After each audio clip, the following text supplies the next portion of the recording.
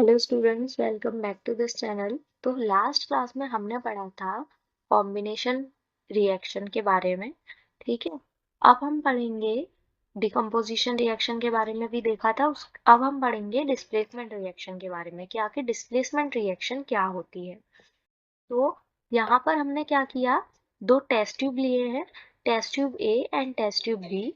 ठीक है, test tube ए को हमने साइड में रखा है। ठीक है, और टेस्ट ट्यूब बी में हमने दो नेल्स डाली हैं आयरन की। ठीक है, हमने टोटल 3 नेल्स ली हैं, तो उसमें से दो तो हमने टेस्ट ट्यूब बी में डाल दी हैं और एक नेल को हमने साइड रखा है कंपैरिजन के लिए। और 20 मिनट तक उन नेल्स को हमने उसी सॉल्यूशन में, कॉपर सल्फेट के सॉल्यूशन में डिप करके रखा है। कॉपर सल्फेट का जो सॉल्यूशन है उसमें डिप करके रखा है, तो हम उसमें आप देखेंगे, कंपैरिजन करेंगे कि क्या चेंजेस हमें उसमें देखने को मिले। ठीक है, तो यहाँ पर जो आयरन की नेल हमने पहले ली थी उसका कलर कुछ ऐसा था, और बाद में जो आयरन की नेल हमें मिली, ठीक है, जब हमने कॉपर सल्फेट के सॉल्यूशन में से उसको निकाला तो वो हमें ब्राउनिश कलर की मिली। ठीक है, और वहीं हमने जो कॉपर सल्फेट का सॉल्यूशन लिया था टेस्ट ट्यूब ए में, जिसमें हमने कोई भी नेल नहीं डाली थी, उसका कलर हमें ब्लू देखने को मिला। वहीं जो टेस्ट ट्यूब बी में हमने टेस्ट ट्यूब बी का जो हमने सॉल्यूशन लिया था, उसमें हमने जो नेल्स डाली थी, ठीक है, उसका कलर हमें कैसा फेड देखने को मिला। तो ऐसा क्यों हुआ? ठीक है, क्यों जो आयरन की नेल थी वो ब्राउनिश कलर में कन्वर्ट हो गई और जो ब्लू कलर था सॉल्यूशन का वो डिसअपियर हो गया और थोड़ा फेड सा हो गया। ठीक है, तो ऐसा इस वजह से हुआ क्योंकि यहाँ पर हमें डिस्प्लेसमेंट रिएक्शन देखने को मिली।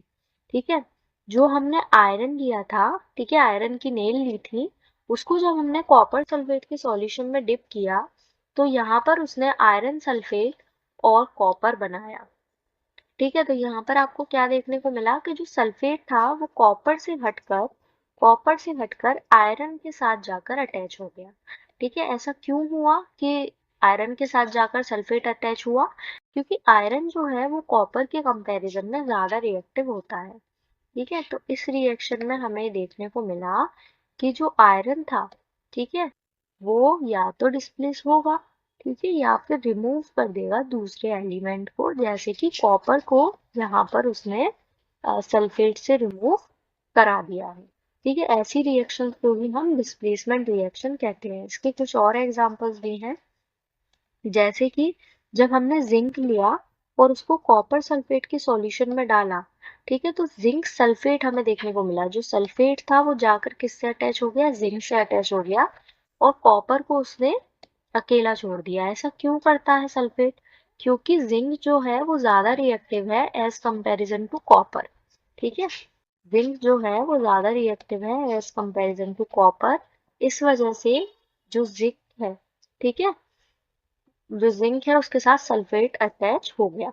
ऐसे ही जो सेकंड रिएक्शन है जहां पर लेड हमने लिया है और कॉपर क्लोराइड लिया है, ठीक है, तो ये जो कॉपर क्लोराइड है, ठीक है, उससे जो क्लोराइड है वो निकलकर कहाँ अटैच हो गया?